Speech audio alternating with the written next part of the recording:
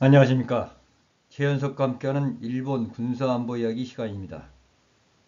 오늘은 지난 시간에 이어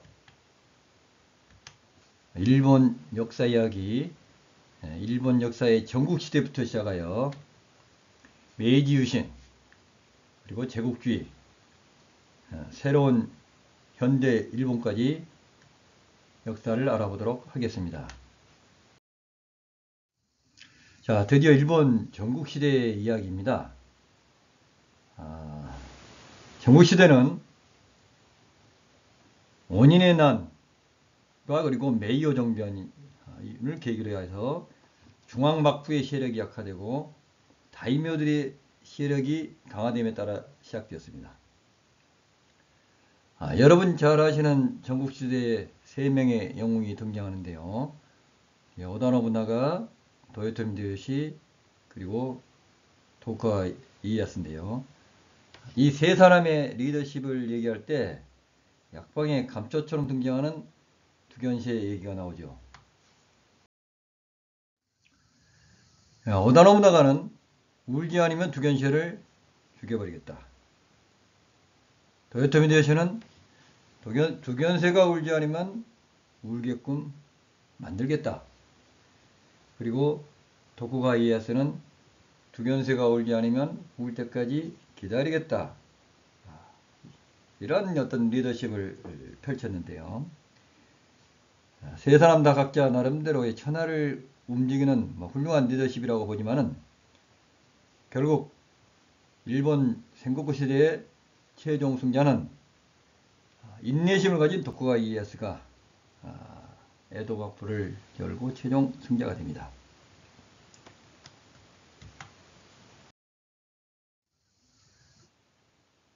전국시대의 다이묘들은 예전幕府에는 다이묘들이 쇼군이 임명하는 수호다이묘, 슈고다이묘였는데 전국시대부터는 이 다이묘들은 쇼군이 임명하는 게 아니라 각자가 힘으로, 실력으로 쟁취한 다이묘들입니다. 모노마치 쇼군의 통치력이 이제 약화되고 군웅할거 시대로 들어가는 것이죠. 그래서 많은 다이묘들이 전국적으로 군웅할거하는 그러한 시대가 되며 이게 이제 대표적인 다이묘들이 아까 말씀드린 오다 노부나가, 그리고 도쿠가와 이에야스, 그리고 각 지역별로 다테 마사무네니 호조 우지야스, 다케다 신겐, 우에스기 겐신, 미요시 나가요시, 아자이 나가마사 등 전국의 많은 다이묘들이 군웅할거하면서 교토의幕府를 노리게 됩니다. 도요토미 히데요시는 다이묘 출신이 아니고 천하 이제 빈농 출신이었는데 오다 노부나가의 수하로 들어가지고 오다 노부나가한테 충성을 다해서 인정을 받아가지고 나중에 이제 승승장구를 하게 됩니다. 그래서 이제 오다 노부나가가 거의 이제 전국을 통일하시피 하고 나서 죽고 나서 그 뒤를 이어서 도요토미 히데요시가 집권하게 되는 그러한 이제 인물입니다. 자, 그 일본 sengoku 시대에 일어났던 많은 전투들인데요. 참 전투가 많이 일어났죠. sengoku 다이묘들은 권력의 야심으로 신이 나서 전쟁을 치르고 있는데 일본의 그 일반 백성들은 정말 죽을 지경이었죠. 이 시기에. 교토가 이제 권력의 상징이었기 때문에 주로 이제 교토를 장악하기 위해서 이 일대에서 많은 전투가 이제 일어나게 됩니다. 오다 노부나가는 여러 전투에서 승리를 통해 최대의 실력권자가 되었는데 1543년 일본에 그 화성총이 전래가 돼요. 일본의 화성총이 전래가 이제 포르투갈에서 전래가 되는데 오다 노부나가가 이 화성총을 대거 확보하여 사용함으로써 당시에 활과 칼을 사용한 전쟁 양상을 뒤집고 전쟁의 우위를 점하게 됩니다. 1560년에 오키야자마 전투에서 25,000명이란 대군을 이끌고 오와리국을 침공한 이마가와 요시모토를 오다노부나가가 소수의 병력으로 야간 기습을 가해서 요시모토를 죽인 전투로, 이 전투로 인해서 이제 이 도카이 지방 세력을 확대하던 이마가시는 몰락하고 오다노부나가가 기나이 제패를 향해서 급성장하게 되면서 senkoku 시대의 중요한 전기를 마련하게 되죠. 그리고 1568년에 다이묘들의 모든 소망이었던 교토를 오다노부나가가 점거하여 전국시대 최강자로 부강을 하게 됩니다.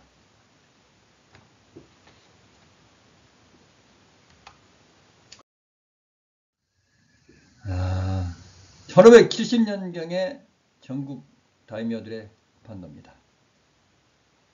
오다가의 오다노부나가, 또 도쿠가와가, 다케다 신겐, 다케다가, 호조가, 또 우에스키, 그리고 이제 모리가, 이런 다이묘들의 세력들이 주요 세력을 형성을 하고 있죠. 보면은 교토 지역은 이제 미요시 가문이 이제 지키고 있었습니다.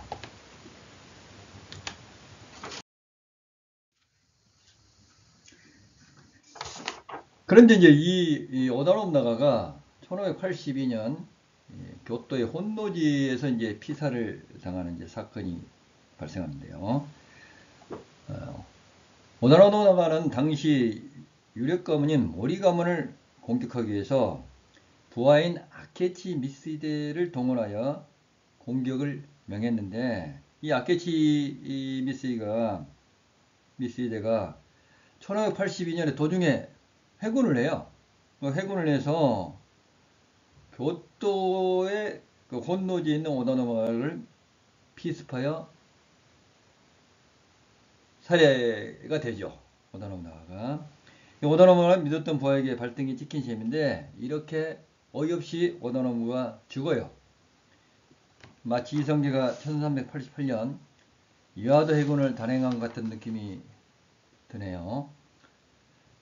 이 혼노지 사건에 대하여 일본에서는 적은 혼노지에 있다, 데키와 혼노지니 아리 라는 말을 인용해서 쓰는데, 이 말은 적이 딴 곳에 외부에 있는 것이 아니고 우리 내부에 있다라는 의미로 주변이나 내부를 경계하라는 의미로 쓰이고 있습니다.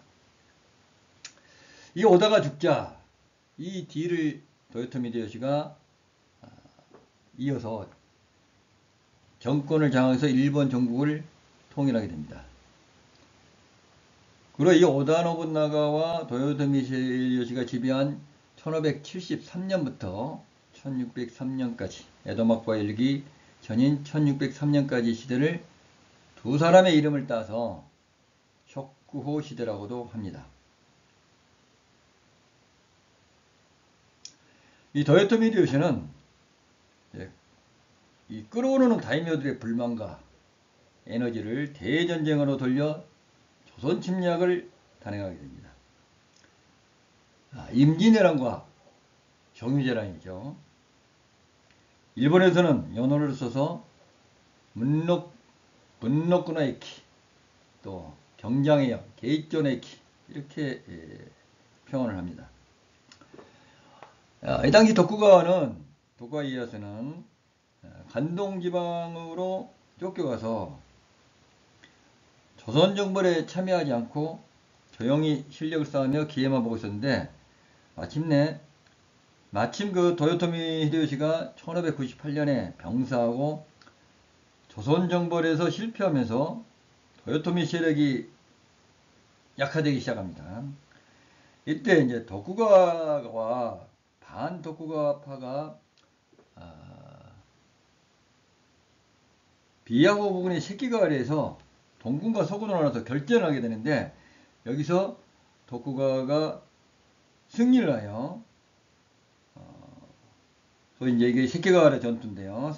새끼가와라 전투에 도쿠가와가 승리를 하여 에도막부를 열게 한 결정적인 이 전투에서 승리를 하게 됩니다.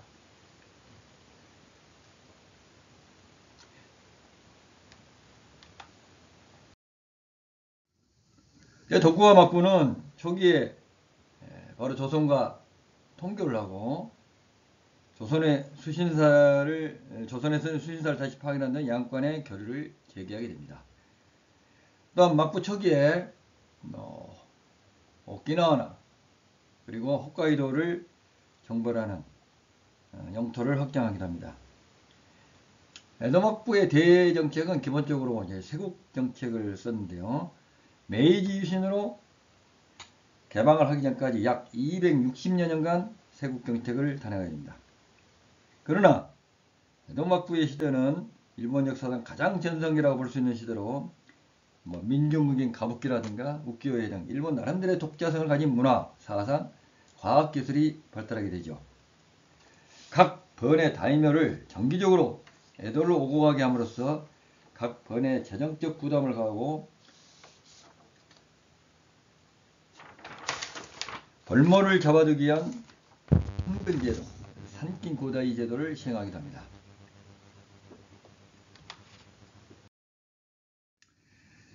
그러나 18세기 말부터 막부는 재정적인 궁핍과 무사의 생활고와 기강세태 등이 민중의 생활 공공을 초래하게 되고 여기에 1830년대 기근까지 더해져서 익기라는 민중봉기가 빈발하게 발생합니다. 1780년대에서 1830년대 그리고 에도 막부가 멸망하기 전까지 익기가 연간 20회 이상 발생하였다고 합니다.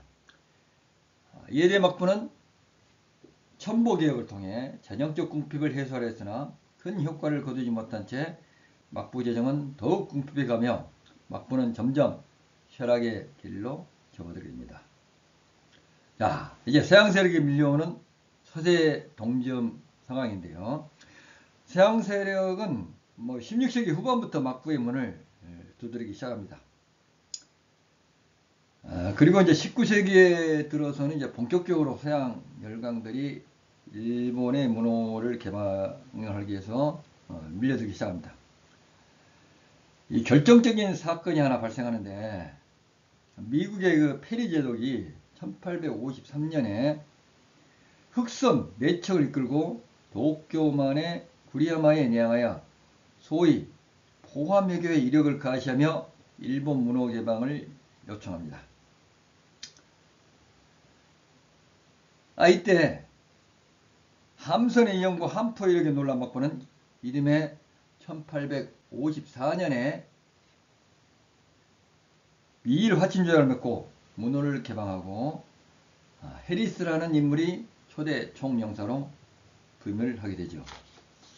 그리고 1858년에는 미국, 영국, 프랑스, 러시아, 네덜란드 등과 안세이 5조약을 체결하며 이 조약과 더불어 일본의 가나가와 나가사키, 이가타, 하코다테, 효고 등 5개항이 개항이 됩니다.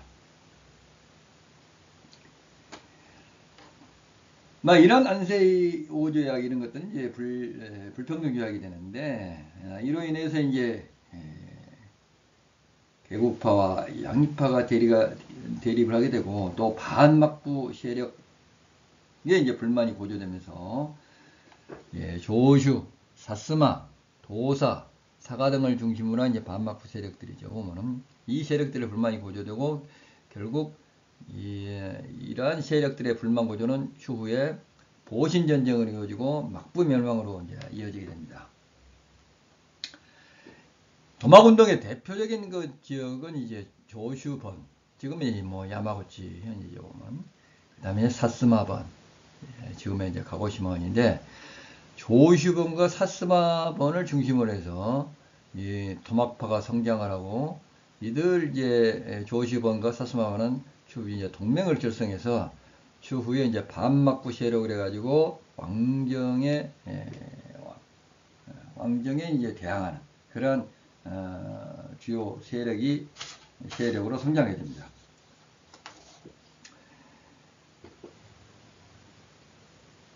유신은 1868년에 메이지 유신이 시작되죠. 그리고 1889년에 제국헌법을 제정함으로써 메이지 유신이 완성이 됩니다. 메이지 정부의 초대 총리는 잘 알려진 이토 히로부미죠. 이토 히로부미는 4번에 걸쳐 총리를 수행하였으며 역대 최장수 총리인데 1909년 하얼빈에서 안중근 의사에게 피살 당하게 되죠. 최근에는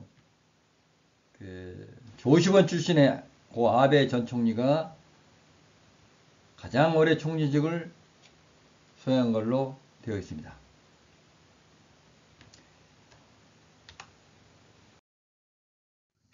이 당시 메이지 유신의 대표적인 인물이 이제 사이고 다카모리 정한론자인데요. 사이고 다카모리는 보신전쟁으로 권력의 중심부에 올라오게 됩니다. 그리고 조선을 정벌하자는 정한론을 펼치게 되는데 1873년에 정한론 정변으로 그러니까 정한론에 대한 반대파의 이제 세력이 커진 거죠. 그래서 이제 정한론이 무시가 당하게 되고 이거는 사건인데 정한론 정변으로 이제 권력에서 물러나게 되고 사이고 다카모리와 함께 사스마 출신으로 유신의 주역이며 그의 동료인 반정한론파 오쿠보 도시미치가 실권을 장악하고 개혁정책을 추진을 하게 됩니다. 이후에 사이고 다카모리는 오쿠보의 개혁정책에 불만을 품고 반발하여 사스마번을 중심으로 해서 1877년 대규모 반란을 일으켰는데 이것이 세인한 전쟁입니다. 메이지 초기에 일어난 일련의 사무라이 반란 중에서 최대 규모였으며 일본 역사상 마지막 내전이라고 할 수 있습니다. 결국 반란군은 진압되고 이때 사이고 다카모리는 자결합니다.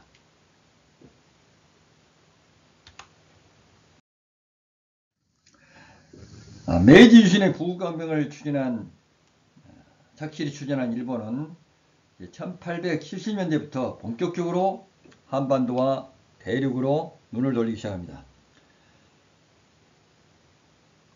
1875년에 페리제독이 했던 것과 똑같은 방법으로 우리 강화도에 들어와 가지고 운요 사건을 일으키면서 강화도 수호조약을 체결하고 조선을 개방시키며 한반도로 진출을 본격적으로 시작하게 됩니다. 그리고 1894년에는 조선의 동학혁명을 계기로 청일 양국이 충돌하는 청일전쟁이 발발하고 일본이 전쟁에서 승리하여 시모노스키 조약을 체결하게 됩니다. 이 조약으로 조선은 청으로부터 조공을 바치지 않는다. 청으로부터 완전한 자주독립을 보장하라. 이런 이제 조약을 맺게 되는데 이로 인해 이제 조선은 자주독립을 하게 되는 것이죠. 그러나 조선에 대한 일본의 입지는 더욱 커져서 일본의 조선 진출과 간섭이 더욱 강해지게 됩니다. 일본은 1902년에 영일동맹을 맺고 1904년에는 대국 러시아와 운명을 한판 전쟁을 치르게 되죠.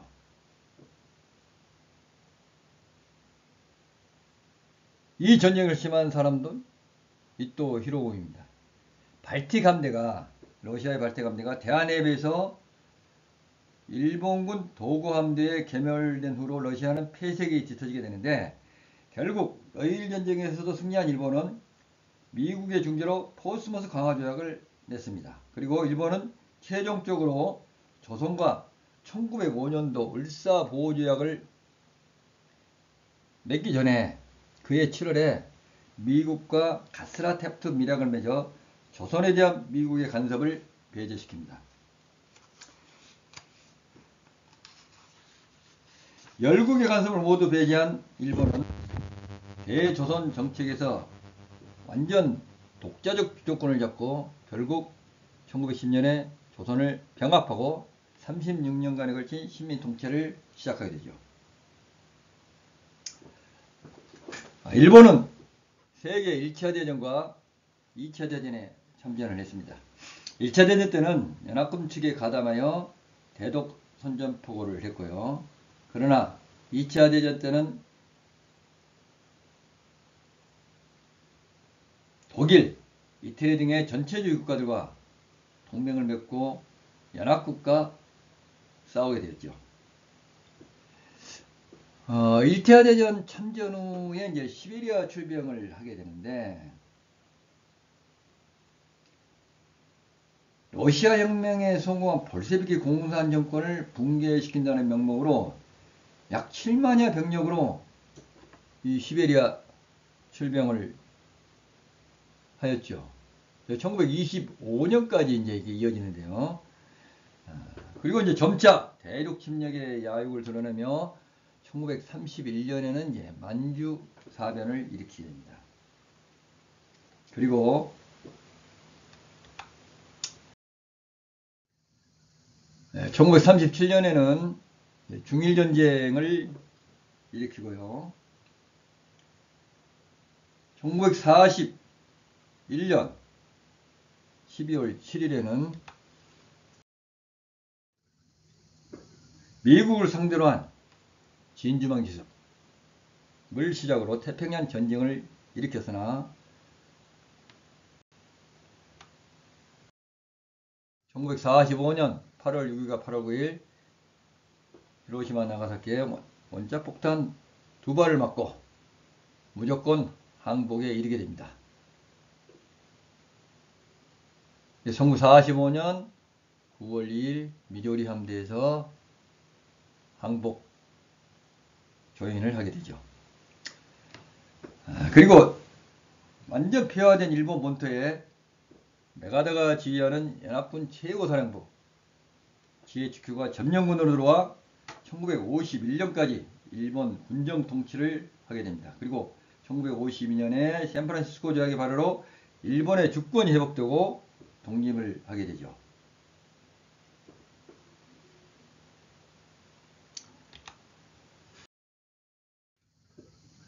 자, 이제 패망 후 일본은 새로운 길을 걷게 되는데요. 일본사의 현대 시대가 시작되게 된 거죠. 일본은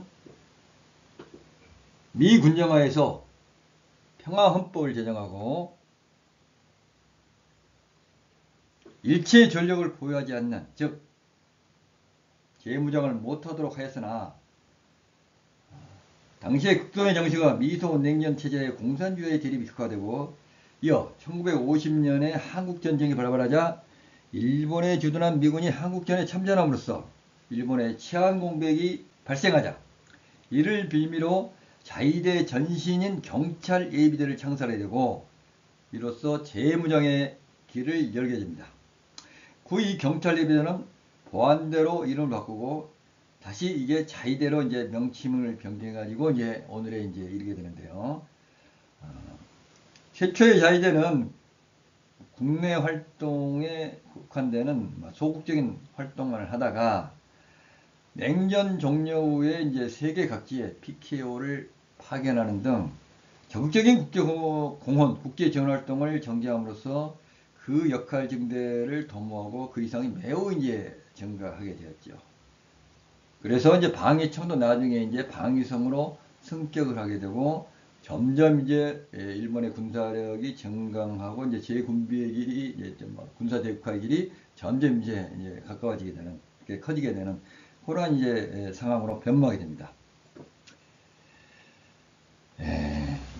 1950년부터 53년 한국전쟁에 따른 반사이익으로 일본의 특수수요가 발생을 하였고 일본은 패전 후 10년이 채 지나기 전에 선진 경제 대국으로 진입하는 면모를 갖추게 되었으며 드디어 2009년에는 세계 2위의 경제 대국을 달성하게 됩니다.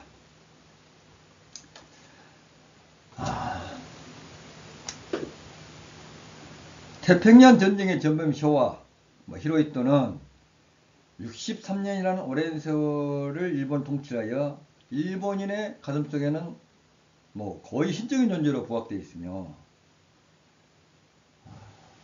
1989년에 이제 사망하게 되는데 이후에 이제 이 뒤를 이어서 아키히토가 이제 헤이세이 시대를 열어서 2019년까지 이제 통치를 하게 되고, 그리고 2019년부터는 나루히토에게 양위를 함으로써 현재 지금 레이아 시대가 이어지고 있습니다.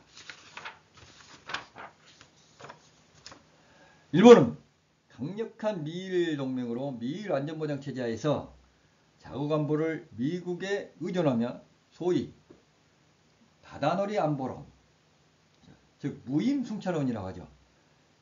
다다노리 안보론에 입각해서 오직 경제 건설만 하고 경제 대국 건설에 매진을 하고 안보는 미국의 책임을 지게 하는 그러한 이제 정책을 취하는데요.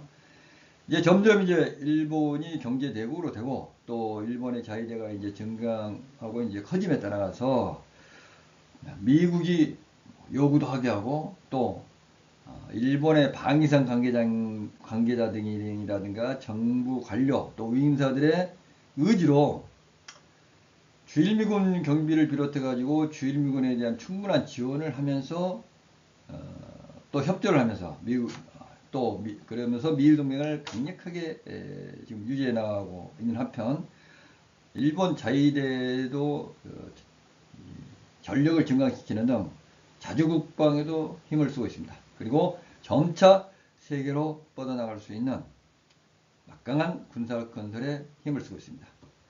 최근 들어 자위대 전력이 눈에 띄는 증강과 첨단화는 우리가 계속 예의주시해야 할 동향입니다. 이상으로 일본의 역사를 짧은 시간에 쭉 훑어보았습니다. 어떻습니까? 그래도 그 전국 시대 역사부터 제국주 일본 시대의 역사가 좀 흥미진진하죠.